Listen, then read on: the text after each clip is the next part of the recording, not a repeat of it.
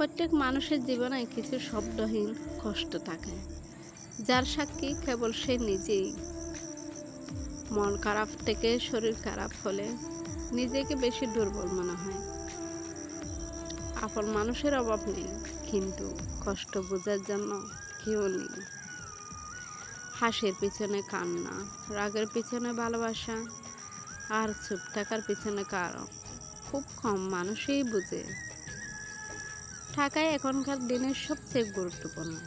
টাকা হলো বন্ধুত্ব, ভালোবাসা, পরিবার, সবাই তোমার পাশে থাকবে।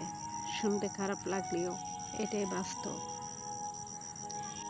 জীবন তো চলছে ঠিকই, তবে ঠিক পথে নাকি ভুল পথে সেটাই বুঝতে পারছি না।